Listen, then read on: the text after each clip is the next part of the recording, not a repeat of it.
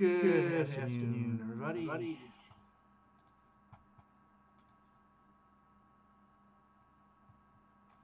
Hello. All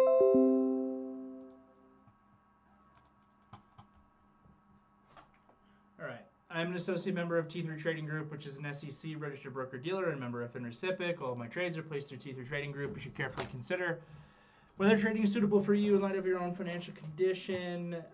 Position disclosure. I'm out of Unity. I got out like right at the close. $28 had been my target. I kept IonQ and QBTS. I don't know why. They didn't really stop me out or fail. QBTS actually worked. I'm up some money in QBTS. I'm down some money in IonQ. I'm down a little bit more money in IonQ than I'm up in QBTS because I'm heavier in IonQ than I am in QBTS. But that's not the one that worked. Almost all the other quantum names worked. Anyway, let's jump in and start by talking about the market, as we usually do. So, could it be we have a negative day, a whopping 0.5% down? Q's down 0.5%. The IWM relatively weak, like always, down a full percentage point. Yeah, I mean, look, we had a little bit of a dip today. And like all the other recent dips that we've had, it doesn't take us much to find the buyers. You pull back 1 to 3% on any of these events that we've had recently, and the buyers come right back in. We had 2 of those events happen via gaps, and then today was just an opening intraday sell-off. We still have hugely positive gamma in this market. I've seen 3 different estimates of exactly what that number is, but it's somewhere between $9 and $11 billion. So, again, just to repeat myself like I have been every single day, that positive SPX gamma means that when the market moves down 1%, it runs into a full, let's call it $11 billion worth of buying, which is a massive number on an intraday basis. To the point where, to some degree, it's actually impressive that we were able to sell off as much as we did in the beginning of the day, and then not surprising that we got bought back up. Bill had a pretty interesting tinfoil hat theory, which I think is actually pretty logical, about the QYLD, which is that ETF. I'm pretty sure it's not the only one out there, but it's probably the biggest one that's out there. That is like the covered call, the NASDAQ covered call selling ETF.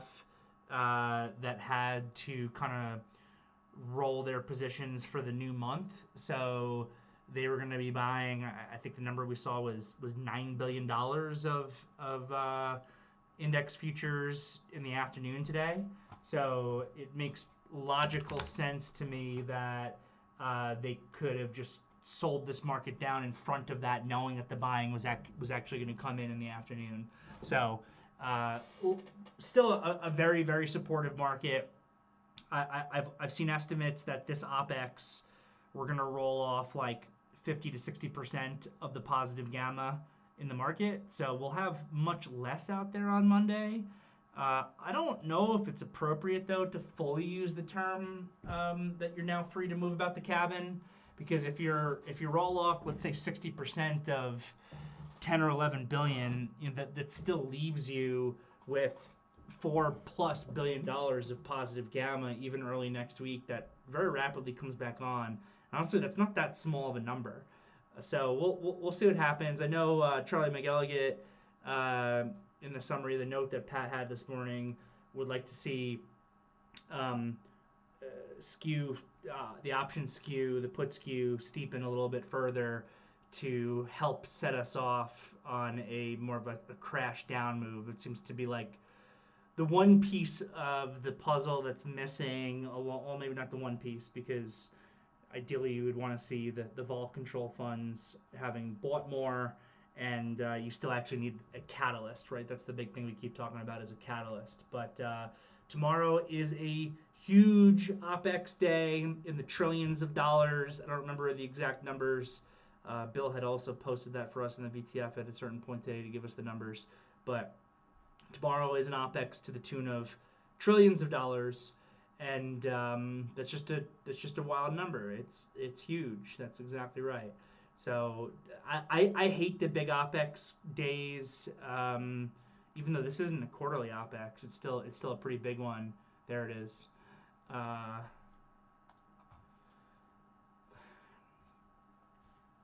Goldman estimates that over 2.7 trillion of notional options exposure will expire tomorrow. Sick number. And he gives a little bit of a breakdown there. So yeah, so we'll get a little bit of a roll off on that gamma starting next week. Today we had a little bit of a tease of some selling. We traded below 610. We were looking pretty bad the way that we were selling at a certain point today. Thought for sure we might close below 610 today. I thought for sure we might have a day where we don't close unchanged. The next bigger level to really pay attention to that Pat keeps talking about is the low from Thursday. If you get below that 603.20, you really kill the upside momentum in the market. I didn't think we would quite get down there today, but I thought that this opening sell-off was a start. And like I said a couple of days ago, they do sometimes front-run some of the selling into OPEX as opposed to waiting for the next week. It's like, oh, maybe we're getting a little bit of a taste of that. And then naturally we had a really strong roll-up in the afternoon session. We bounced $3+ off of lows to still close above 610. 610 is a really key level for the SPYs. It's the breakout level. If there's any chance of it being a false breakout, you need to start by getting below 610. So let's see what happens tomorrow during OPEX, but more importantly, let's probably see what happens next week. Let's see what happens with NVIDIA earnings. NVIDIA earnings could be potentially the event because NVIDIA is going to be reporting right as we hit a time when the market can potentially be a little bit looser. With all that said, the degree of the downside tail on the SPYs and the Qs today actually makes it look like a continuation hammer. We pulled back into the equilibrium zone. I mean, this is one of my favorite actual, maybe if it closes a little bit better than this, but this is one of my favorite trend continuation candles that I love to go long off of in a trending market. And we are in a trending market, so you could go long off of it, where you pull back a little bit deeper than bulls might want, you pull into the equilibrium zone, but then you close well enough to create this big downside tail. Again, that's called a continuation hammer. So you could look to be long SPYs and Qs versus today's low to see if you can get upside continuation of the breakout for trend continuation. That's actually a pretty legit setup. So SPYs and Qs still look very healthy here, closing above all major levels. The IWM is a problem, though. Once again, we have relative weakness from the IWM, and it lost 226 on a closing basis, and it didn't tail up in the same way that the SPYs and the Qs did. So Russell is not looking good. Back to being in neutral territory here. So SPYs and Qs still full-on bullish, arguably even more bullish after today than they were yesterday, whereas the IWM is just not wanting to participate, and that's with TLT being relatively boring today and not too much going on there. So that's at the index level for our updates. For individual stocks today, I don't know, what did I trade? I day traded SMCI to the short side at one point, but that was just a quick day trade. I made a few bucks on it and got out of the way. I did try these quantum names today, even though I hate them. So I'm particularly annoyed to lose money in them because I don't like being long them and I don't like them at all. But I thought that if ever they were going to go, it would be after the Microsoft news on quantum yesterday, which then IonQ got defended by one of the sell-side analysts this morning, where they reiterated it as a buy with a $50 price target, and this does seem like it's one of the better names in the space. And then QBTS, I just thought looked like a good technical breakout, and this is also probably one of the better ones in the space. Not that any of them are good, but I thought that this looked like a good technical breakout above the $6.50 to $7 area. So I liked QBTS because of its technicals. I bought it. I liked IonQ because of the analyst defense after the Microsoft news. But as I mentioned in the morning meeting, I really needed to get above like 37.50 to start looking healthy. And this one just totally faltered. All the other quantum names, I think, finished green today. Though they're, as I'm seeing, they're pretty much all off highs. QBTS actually might have been the best one, and it looks the best technically. So I did swing a little bit of them. I honestly probably shouldn't have kept this IonQ. I'm down some money on it, but it never really stopped me out. I want to try to give it to today or yesterday's low as a stop on that at this point. But I don't know. These names are just so crappy, and I hate being along them that it could potentially just gap past my stop, which would not be fun. So yeah, so we'll see what happens. I kept those, but nothing to write home about. Palantir was a huge focus, obviously. I think we did a fantastic job. I was trading Palantir short and didn't buy it, but basically called the bottom for you guys on this one. If anyone bought it, hard to buy, really tricky. Maybe felt like a little bit of a catching of a falling knife. But the degree of downside extension as that thing was getting it to $96 with capitulating volume is a great, at least short-term buy setup. So I actually really liked the long down there. I thought about should I fully liquidate my short position here and then reshort the position higher and kind of keep the difference in between. I just decided that that would be overcomplicating my game plan, even though it obviously would have worked. So I stuck with the short. I hope some of you guys caught the long. As a short, I was certainly hoping that bounce back was just going to be a 5 or 15-minute chart correction to then go back down to lows and close weak. But it ended up kind of grinding up the rest of the day. So at the end of the day here, Palantir actually also closing with a decent tail, closing above $100, which I do think is important for the stock, but is by no means out of the woods. It shouldn't be able to get back above like 110 to 112 if the short idea is going to be able to have any legs behind it at all. So we'll see. You're closing it at 106-ish today is like right in between 100, which below 100 I would really feel like it's actually confirming a failure, and that 110 to 112 area where I really feel like then it would just be confirming that it was just another buyable dip in a crazy stock. So that is Palantir. I'm trying to think if I have anything else from today. Hims was able to bounce back a little bit. Tesla did nothing. SMCI we looked at a little bit already. It bounced back a bit, but still not great. What did Apple do today? It's still holding in that same zone. Amazon continued its weakness. Amazon looks terrible. Google, nothing to write home about with this Google. Didn't break up, but didn't really break down either. So yeah, that's pretty much all that I have got. I am happy to answer any questions that anybody has. I will start with a question that was asked through email for today's afternoon meeting. Basically about the moving averages that I use and probably, I guess, how I use them a little bit. So the question is basically, I noticed that you use the 8 and 21 EMA. I was using the 9 and the 20 day. The question doesn't specify if it's EMA or simple, but I'm assuming EMA. For your raising of stops, do you find the 8 versus the 9 makes a difference? Sure. So let's go over a few things about moving averages, what I use, why I use them. So I'm a believer, and you'll hear me say stuff like this all the time, that pretty much everything that you do in trading should have some degree of logic behind the why of why you use that. So, why to use an 8 EMA versus a 9 EMA, or a 21 versus a 20, or a 13, or whatever, or just choose your number.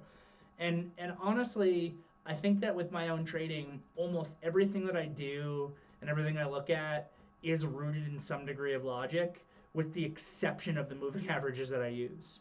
8 and 21 EMA, I think that they're fib numbers, but I'm also the first person to say that I could really care less about fib numbers.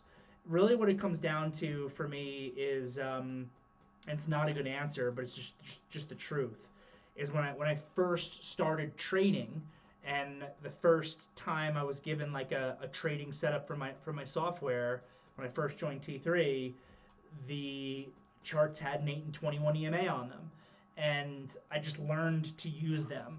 But the way that I use them, the way that I've learned to use them, is, I think, pretty unique to my own trading philosophy. I don't think I've really met anyone who uses the moving averages in the way that I do.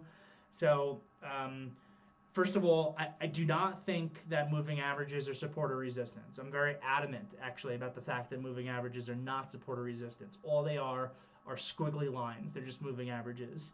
And to at least partially answer your question about raising stops, I don't like the idea at all of raising stops based on any moving average. So I don't use moving averages to raise stops. And I think I have a whole class on reward maximization where I get into how I use stops and how I use trailing stops. And equilibrium catch up is one of my rules, but I don't actually use moving averages to trail. I use pivots to trail. I just want them to be confirmed by those moving averages. So the 8 and 21 EMA, the space between the 8 and 21 EMA is what I consider to be technical equilibrium for any stock that I'm looking at or any market that I'm looking at on any time frame. So in a market that's moving higher, where the 8 EMA is going to be above the 21 EMA, I would say that the 8 EMA is my upper band of equilibrium, the 21 EMA is my lower band of equilibrium, and the space between them is what I would call an equilibrium zone, technically, for the stock. If I'm looking at a market that is trending down. Do we have any markets that are trending down in this day and age? Microsoft, maybe? Microsoft, yeah, Microsoft, even though this moving average is curling up. If I'm looking at a weaker stock, then the 8 EMA is going to be the lower band of equilibrium. The 21 EMA is going to be the upper band of equilibrium, and the space between is going to be, again, what I call the equilibrium zone. So when looking at any stock on any time frame, I can tell you if a stock is extended or not, and to what degree it's extended. So if a stock like Microsoft right now, on its daily chart, is trading between the 8 and 21 EMA, there is zero extension on that chart. Zero extension on that chart. It's trading in the equilibrium area. But if Microsoft was trading below this 8 EMA, so the 8 EMA is at 413, if Microsoft was trading at 412, then I would say it's $1 extended to the downside, which in a $400 stock is absolutely nothing. So, but it's a way that I can measure extension by how far it's pulled away from those moving averages. I particularly do this a lot in the SPYs, the Qs, the IWM, where a consistent thing that we have identified that at some point might need to be updated if the prices keep moving higher, but it's just a general thought process, is that whenever the SPYs or Qs are trading at $10 or more away from the 8 EMA on the daily chart, that would be a market that I would consider to be in an extreme extension zone. It was able to trade up so far so fast that it was able to get $10 plus away from the 8 EMA. Now, the 8 EMA is a moving average. Every day that goes by where the price is trading above it, that moving average is going to move higher, right? Because it's that average.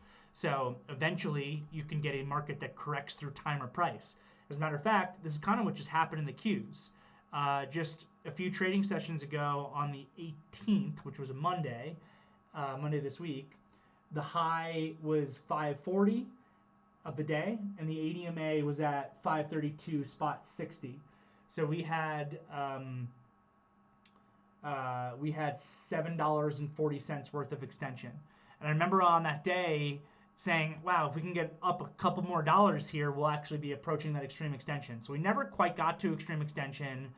We traded at that point, and at the point that I consider to be no man's land. So you're going to hear me say it a lot as well, where if the SPYs and Qs are trading between $5 and $10 away from the 8 EMA on the daily, I consider that to be no man's land.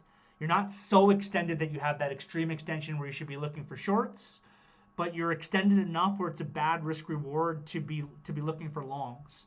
So when I'm looking at the SPYs or Qs trading between $5 and $10 away from the 8 EMA on the daily, that's a moderate amount of extension that leads to a poor risk reward to either buy or to sell at that point until a correction occurs.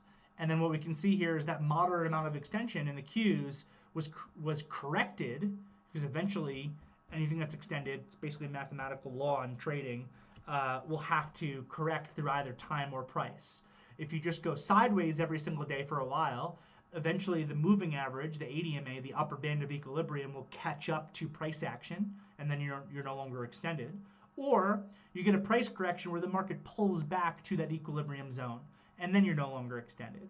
And then if you're looking long, that's generally going to be when you want to be looking for your longs. So if we go back to a couple days ago, when we were trading at 540 with the 80 MA at 532 spot 60, I would tell you this is just not a good risk reward to be buying right now, because you probably have to give it a lot of space to even have an idea whether or not your idea is right. So it sets up for a bad risk reward.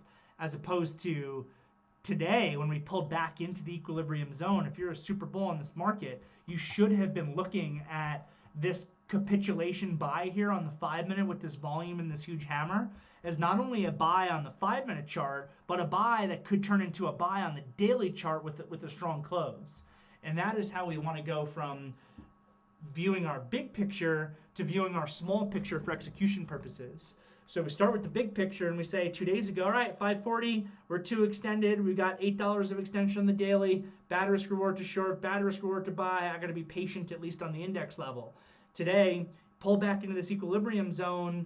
Okay, this is interesting. And yeah, granted, we're potentially losing some support in the SPYs, but we're still good in the Qs here. If you're super bullish on this market, now you want to be looking for that long. Now you have a better risk reward. Now you have a higher probability of the pivot low coming in.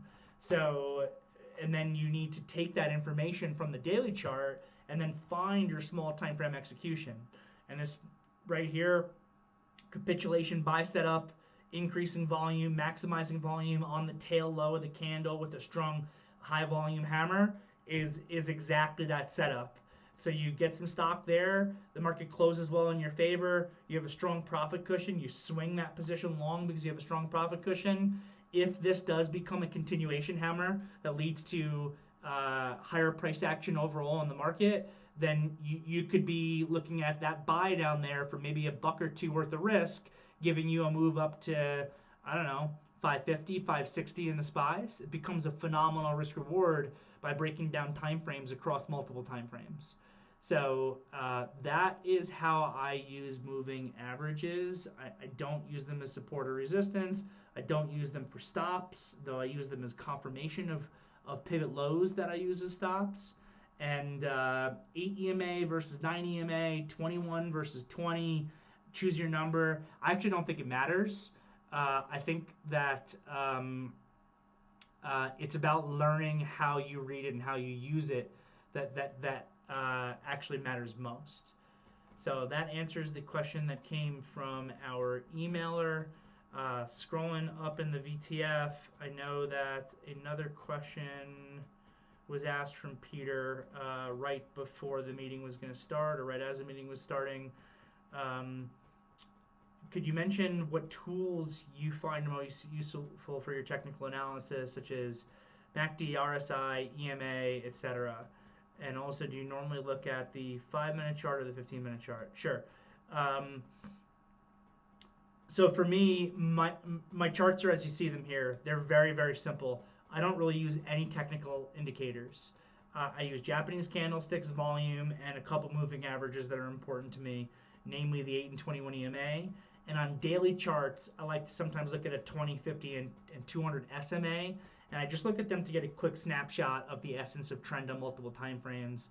And I actually don't even have a chart right now that I could share that's got a 20 and a 50. I probably should. This chart that I have up right now has a 200-day, which I sometimes, that 200-day will still show if I switch over to a 5-minute chart, but I just ignore it on the 5-minute chart. I completely ignore it. It may as well not be there. I pay attention to the 200-day a bit on the daily chart. Just again, the slope of the moving average tells me essence of trend. So because the slope of the moving average in the Qs, which I have up right now, is higher, that means that the essence of trend on a long time frame, like a year plus time frame, the essence of trend is higher. And then you can look at a 20 SMA as a small time frame on the daily chart with its slope, and because it represents about a month. And you could look at a 50 SMA as an intermediate time frame, where the slope will tell you the essence of trend on the intermediate time frame, because it represents about a quarter worth of trading. So I don't use any indicators at all. I don't use MACD. I don't use RSI. I don't use Bollinger Bands. I don't use Ichimoto clouds. I don't use any of them. I'm not against them. I'm not against them. If you read Pat's note, which I encourage everyone to read Pat's note every single day, Pat gives us a technical analysis breakdown that uses a whole bunch of indicators that I don't use. He's got Bollinger Bands on here. He's got the Ichimoto cloud on there. I know that Pat looks at RSI as well. Um, I'm not against any of that. I just think that it's important for traders to not be overly reliant on them because all indicators do is they indicate something. Learning to read the price action itself, the candlesticks itself, I think is the most important part. Uh, or, um, DeMarks is another indicator that a bunch of the traders in the team use. I think that the most important thing is to actually learn to read the price action itself. I've seen traders over the years, especially newer traders when they first get started, who will have so many damn lines and indicators on their charts that you can't even actually read the chart anymore. And that I don't like. Because you're not reading price action. You're reading all this other crap. And again, indicators, they indicate something. So what they should be used for, in my opinion, is to provide additional confirmation for something that you see within the price action itself. So even though I don't use any other indicators, I pay attention when the other traders mention them. I pay attention when I read Pat's morning note and it's indicating that the market is trading above the upper Bollinger Band as just an example. I pay attention to that information. It's confirming information, even though I don't actually use it myself. Some of the common indicators I think some of the people on the team like to use is RSI. And you should ask Pat probably more about how he uses RSI compared to me. I tend to be too early a lot of times on my counter trend trading, and Pat tends to be very patient, which is the way you want to be on counter trend trades, and moves forward with the philosophy that I'm a believer in, where on counter trend trades you're better off missing it entirely than being too early. So I think he specifically likes to look at small time frame RSIs and not large time frame RSIs. But I would leave that to Pat to answer that question more than me, because again, I don't really use them. But during the day when we're trading, and I mean, today was a perfect example. If you were reading the chat, people were commenting on Wells Fargo's RSI as it got near the bottom, and JP Morgan's RSI on the 5-minute chart near the bottom. So those are indicators that traders are using to get extra pieces of information to try to figure out when it's possible that this heavy downtrend in JP Morgan that hardly even touched the 80-MA on the daily chart might be due for some sort of oversold bounce. And I'm not against that at all. I don't really know anyone that uses MACD, to be honest. DeMarks, I think, are an interesting layer of probability. Tate does a great job providing us some potential DeMark buy and sell setups in the pre-market research almost every day. He gets that out there for us. I'm trying to think. I guess that covers that. On to chart timeframes. So I primarily use daily charts, 15-minute charts, and 5-minute charts. That's what I primarily use. I will occasionally reference hourly charts, and I will occasionally reference weekly charts. But that's pretty much it. And the way that I like to approach markets, kind of like I was describing earlier when we were talking about the indexes, is big picture down to small picture. The daily chart tells me what I want to do. The 5 or 15-minute chart tells me how to do it. That's a philosophy that I live by. If you can execute what you see on the daily chart well on a 5 or 15-minute chart, it potentially sets you up for daily chart reward for 5 or 15-minute chart risk. That's actually what I was just describing with that QQQ trade. Q's big picture, pull back into the moving average. You're looking for the long. The Q's are strong. You get your 5-minute execution on that. So you have 5-minute risk on this. Say you bought it at, I don't know, 533.50. The low is 532.46. You're taking about $1 worth of risk on that. you're taking that trade there off this 5-minute chart. You probably want to book some profit based on a 5-minute chart just in case you're wrong. Cover your risk into the balance, into this equilibrium zone. I would definitely advocate for that because it is counter trend on the small time frame, even if it is with trend on the big time frame. So book a little bit of profit for yourself. But then once you got your risk covered on the trade, you booked a little bit of profit for yourself, you could start to look for daily chart reward on this. If it closes well, you could potentially, and these are my favorite trades, they don't need to happen often, but you get them once in a while, you make such an outstanding risk reward on the trade that it continues to pay dividends for sometimes an entire month's worth of trading. You just bought the Qs for that dollar or less worth of risk today, and this thing gives continuation of this continuation hammer on the daily and works its way to 550, 560. That's a phenomenal risk reward. So that's kind of what I do. Insofar as 5-minute versus 15-minute, it depends on the time of the day. So in the first 30 to 45 minutes, I think it's very much all about the 5-minute chart. In the beginning of the day, it's all about the 5-minute chart. Once we get to about 10:15, 10:30 in the morning Eastern time, that's when the 15-minute chart becomes significantly more important. So if you listen to me chattering away when the market is first opening on the radio, you'll see me pretty much almost entirely talking about 5-minute charts. And then all of a sudden, once it gets to be 10:15ish, a very common thing you might hear me say is, wow, we're not that extended on the 5-minute anymore, but we're still pretty extended on the 15-minute chart, which indicates to me that this market could use more correction before we get continuation. So very 5-minute chart focused until 10:15-ish, and then 15-minute chart kind of takes over in importance from that time of the day. But I still look at both in conjunction with each other, even when I'm becoming a bit more focused on the 15. So I appreciate the questions there, Peter, and I hope that helps. Next on here is from Rex. Can you talk about how you would enter QBTS today? I took the trade off the open that bounced off $7. Yeah, this right here. Thought that was decent. I wish, but the ADMA hadn't caught up, right? Again, going back to Peter's question about moving averages, I don't like using stop losses that the ADMA hasn't caught yet. I don't have I want my stop to be based on a pivot. Like this is a pivot low from the second 5-minute bar of the day. That's a potential pivot low. But the ADMA never caught that price. So the ADMA is not confirming the pivot. I don't like using it as a stop. There's just a much higher probability of getting shaken out of a trade that eventually works if you don't have equilibrium confirmation via those moving averages of the pivot, which basically would mean that the ADMA has to be at least that price of the pivot for me to want to use it. But anyway, so I took the trade off the open when it bounced off $7, which was the breakout level, and I quickly got stopped out on it. And even if you waited for the moving average to catch up, you would have gotten stopped out on it, right?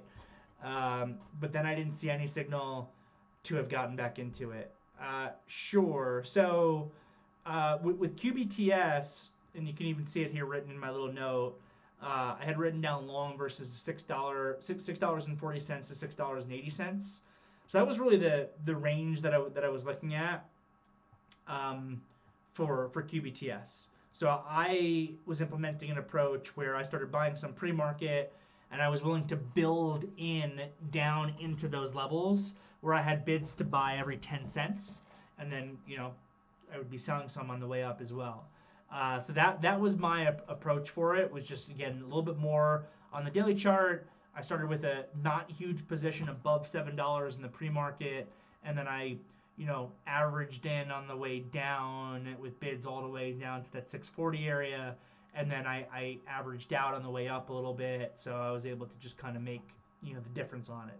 That's how I was trading it. For what you're saying, I agree with you 100%. I don't love using this as a stop loss. I know you know that because the ADMA hadn't caught up. Maybe you believed that this was more of a momentum buy setup, which is what you need to count on if you're long versus if you're long with the ADMA not catching up, the only way that your trade can work is if there's momentum. So maybe you thought, hey, I know the ADMA didn't catch up, but I'm going to buy this anyway because there's news in quantum and QBTS is breaking out, so I think momentum could come into the stock and I want to be able to be long. If that's the thought process, I'm 100% cool with that thought process. I like it a lot. Just don't be surprised if you get shaken out and then the trade works, which in this case, that didn't happen. The trade just outright, failed. No opening momentum came in on the stock. It was just really not what I was looking for. Outside of that, I agree with you. There's no buy setup in this for really the rest of the day. There was no good looking setup anywhere in here to really get back involved. So, appreciate the question, Rex. Dave S. just saying AMD downtrend. Yeah, AMD is testing the upper band of that downtrend. I keep saying this. AMD really needs to get back above 120, I think, to start looking healthy again.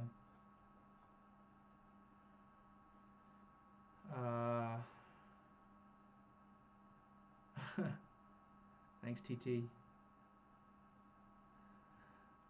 From Tate, when do SPY, Qs, and IWM split? I don't know. I don't know if they've ever split in my career. These ETFs were designed for accessibility, but they're starting to get spready. Do you think they could? Do you think that a split could happen sooner rather than later? I don't know. I don't think that there has ever been a split for any of those ETFs over the course of my career. At one point in time, I don't know who remembers this, the QQQ was actually the QQQQ. It was 4 Qs when I first started. And then for some reason they got rid of a Q, they just turned it into the QQQ. But as far as a split, I have no idea. The more expensive these ETFs become, just the more I want to use, like the TQQQ instead of the QQQ. I just prefer the pricing of it. Sell H is up now on that. I'm buying out their competitor. I didn't bother to look at the numbers. Michael likes to use RSI and MACD. So if you want, you can ask him about his thoughts. Pat saying for the RSI, I pretty much only use it on a 5-minute chart, 85 to 95 plus, and then 15 to sub 10. Are the areas where he pays attention to it. Maybe I'll try throwing that RSI at some point in on one of my charts here. Well, it's on Reddit. Oh wow, Reddit continuing to get hit down here. I'm a big fan of Reddit. I love the business model. I think there's a tremendous amount of room for it to grow. I didn't think that their earnings report was bad, but the stock had run so much into that earnings report that selling down off that is not surprising at all. I like the idea of at some point looking for a dip buying opportunity in this. 170 is a little bit of a level. 160 is a little bit of a level. So it's worth keeping on the radar for a long setup. I think as everyone knows, I'm a little bit nervous about the market itself. So I've been really hesitant to do any real new long trades for anything more than a day trade right now, even though I'm keeping IonQ and QBTS overnight for some reason. Like the idea a lot. If we can get a good setup, it's extended enough into support that you could have tried it today versus 170.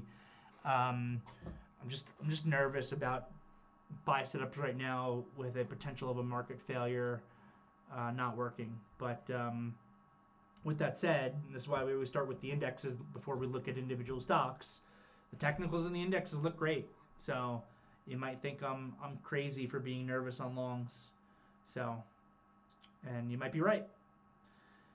From Jackie, can you share your thoughts on Alibaba and JD? I see you are out of the Chinese names. Would you revisit on dips? And if so, which names would you want to buy? Yeah, absolutely. When is JD reporting? I'd be curious to know. Usually it's right after Alibaba, but I don't have a confirmed date. Last I saw, Earnings Whisperer was saying March 5th pre-market. You're seeing March 6th? Okay. Yeah, so I was really hoping that Alibaba was going to trade down on this earnings report so that I could buy it again. I'm a huge bull on these Chinese stocks. I have been for a while. With that said, it was a huge move up in them, and they all hit my target. And honestly, I made a lot of money in them, so I'm out for now, and I'm looking to revisit. Um, Again, I'm a super bull on these Chinese stocks.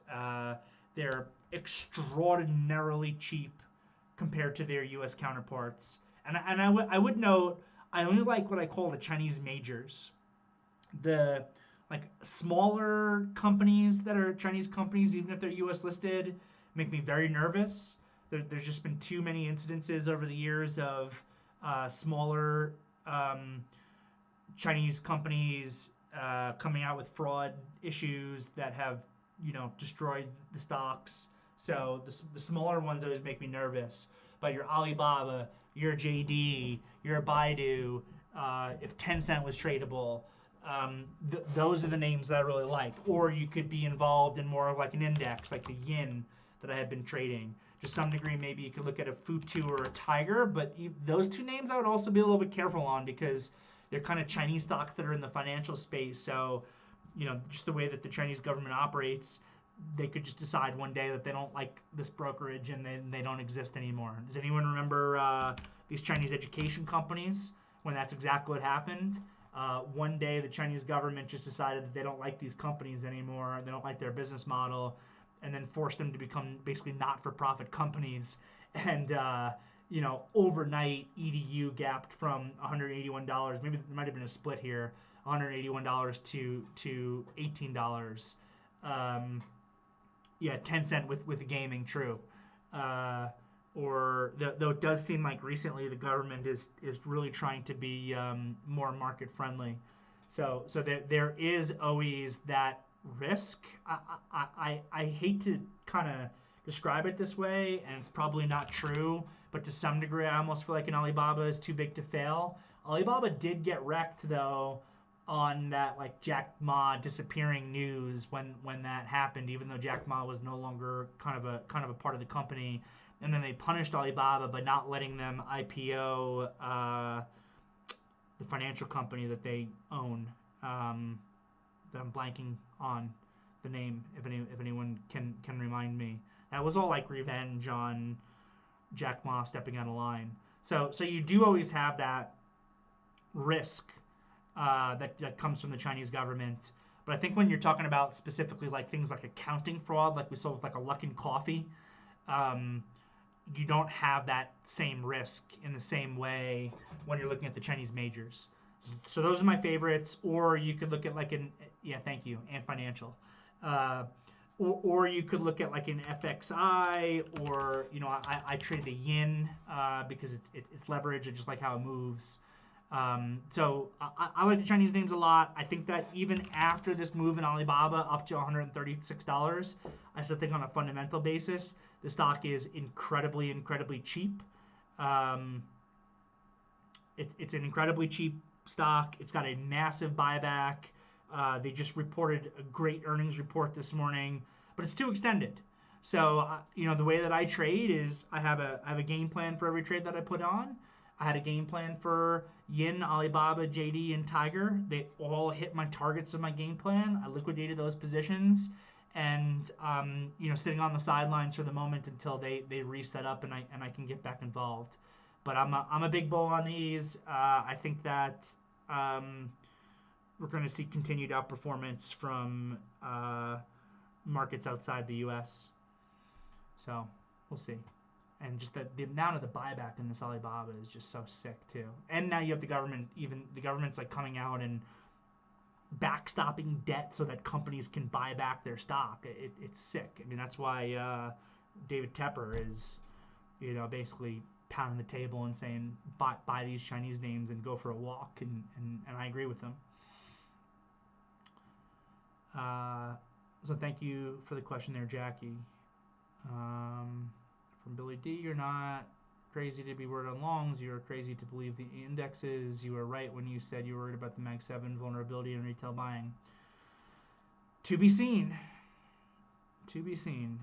In 2000, the indexes kept moving up marginally while a new stock got crushed every day.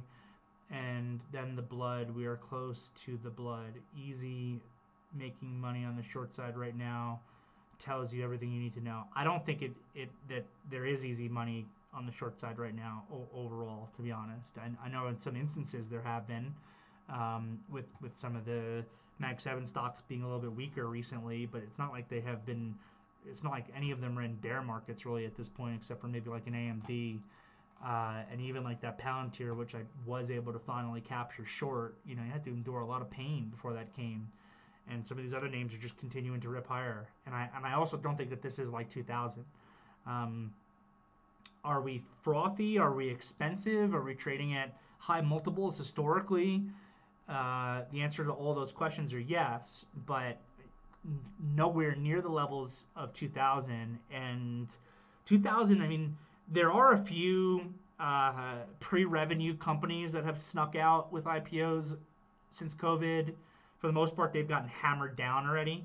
You look at where most meme stocks are trading, even after strong recent bounces, compared to where they were in late 2020, early 2021. They took those names to the absolute woodshed already. And maybe the bounce backs are making them expensive again. I would actually argue that they are expensive again, even though Snow looks like a really good looking chart. I think the name is really expensive. I think that HIMS is stupid expensive at this price. Palantir, obviously, I think is stupid expensive. I think everybody knows that, though it's also a company that's growing phenomenally well.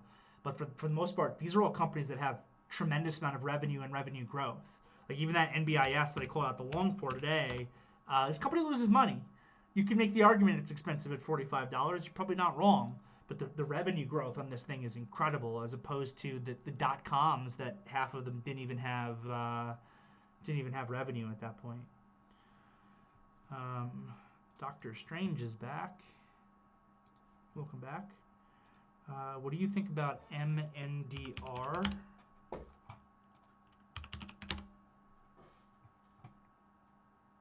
I bought after market 50,000 at 82 cents to keep till tomorrow. I'd have never heard of this company before. I've never seen it before. I can look at it on FinViz real quick to get an idea of the float and short float. That's the only way I can have even the beginning of an inkling of an opinion. 10 million share float. It's a small, but not 2 million shares. Short float is 4.8%, so not massive either. I have no opinion for you on this. This is the type of stock that I could see at $1.40 tomorrow, or I could see at 40 cents tomorrow. Flip a coin.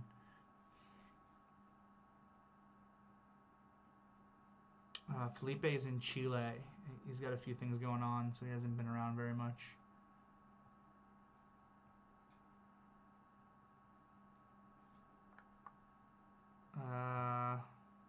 Yes, CellH, I think is a really large short float.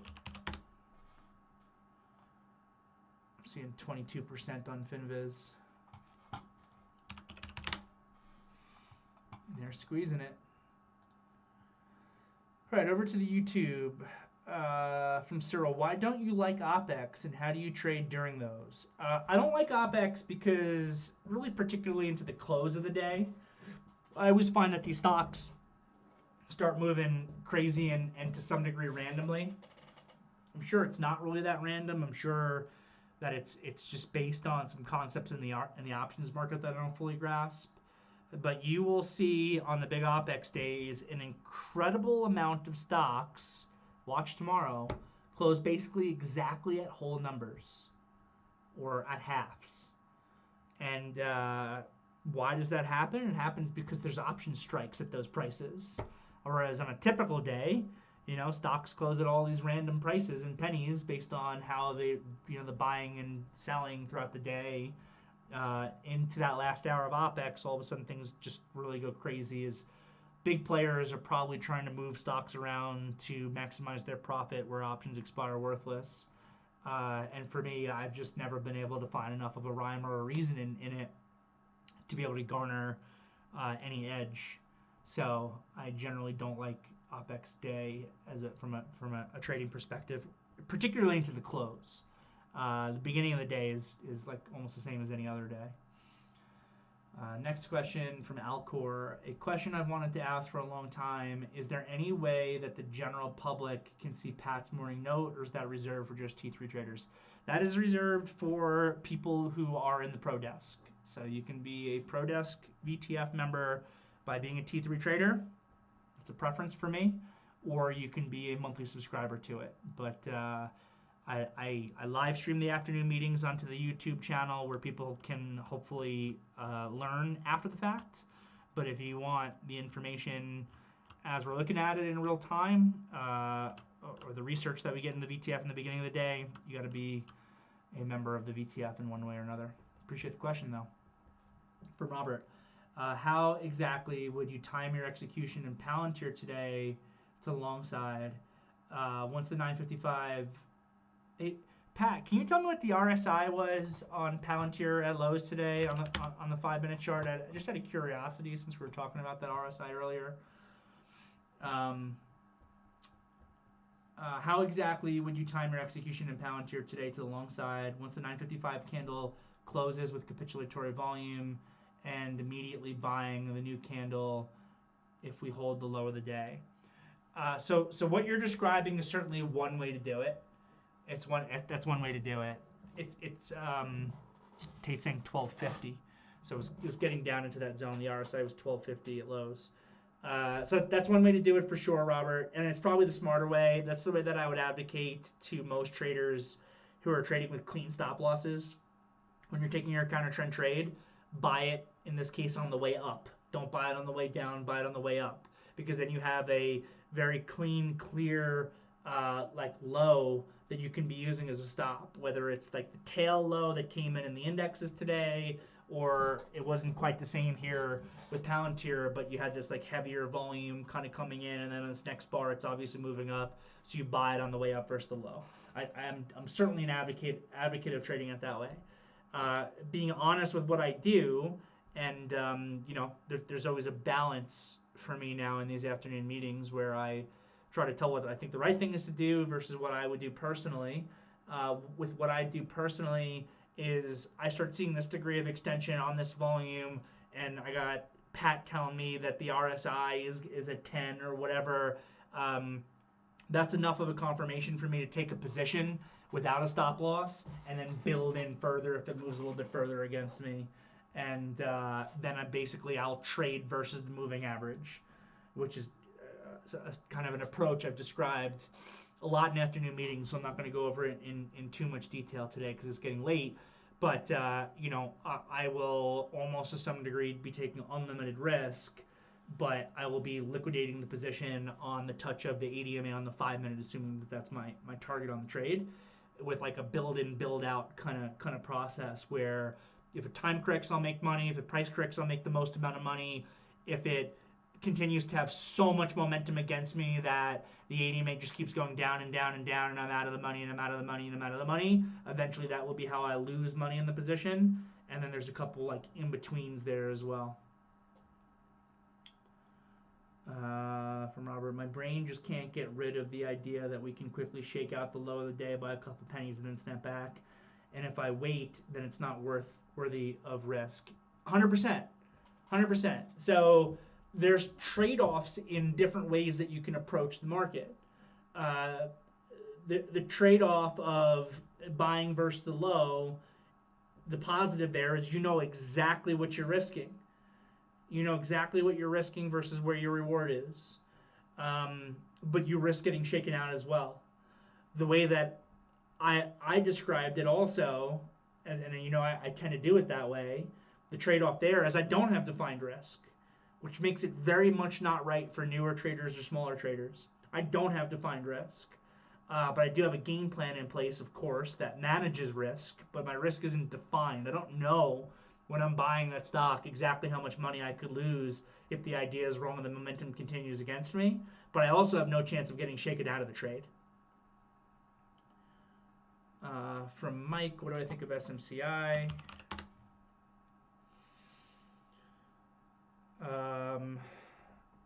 So I shorted SMCI as a day trade today. I probably could have been a little bit more aggressive with it. But I didn't trade it really very much yesterday, so I would have probably been more aggressive and traded it more aggressively if I was involved yesterday, which was the day when it actually put in its real high. It's just still very extended. So I, I think this thing needs to correct further. Whether that further correction is through time or through price, like we were discussing corrections earlier, I don't know. And is it possible that it just gives momentum higher and gets above 67.50? Yes, but that's lower probability. The highest probability situation I think right now for SMCI is further correction through time or through price so that the equilibrium zone can catch up. To mention 25th on SMCI is a key day. Probably sell the news. Okay, I'm not sure what the event is. From Formula One, RSI in conjunction with the Awesome Oscillator. I don't know what the Awesome Oscillator is. I've never heard of that one before. RSI in conjunction with the Awesome Oscillator are good momentum indicators. Sometimes you can spot divergences on the advanced decline while RSI is still trending in a certain direction, which can indicate that momentum is slowing in a certain direction. Okay, so another thought process on some indicators coming from the YouTube for Peter's question. SMCI deadline is the 25th. What is that related to? Their accounting scandal or their NASDAQ listing? You gotta remind me. I haven't been overly following the SMCI story. From Michael B, still pounding the table on MVST. Good entry day today. Earnings report is April 1st. My price target is 10. MVST. All right.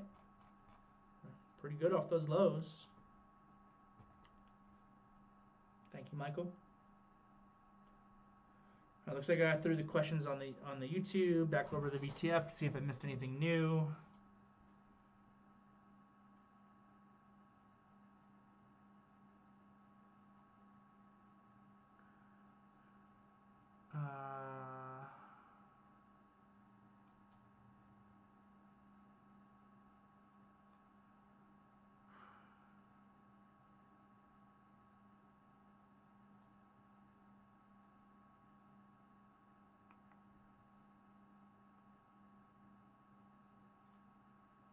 Just seeing a bunch of chatter, not any new questions.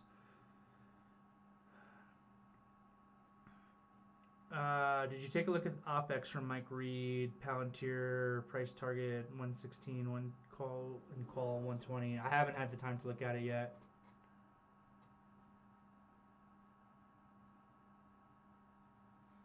I haven't had time to look at it yet. I'll probably look at it after close today. I'm trying to pull it up on my other screen right now.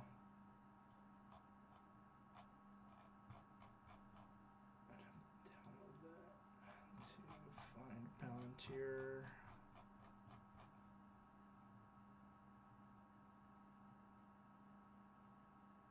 Are you talking about the call wall and the put wall? Oh, got it.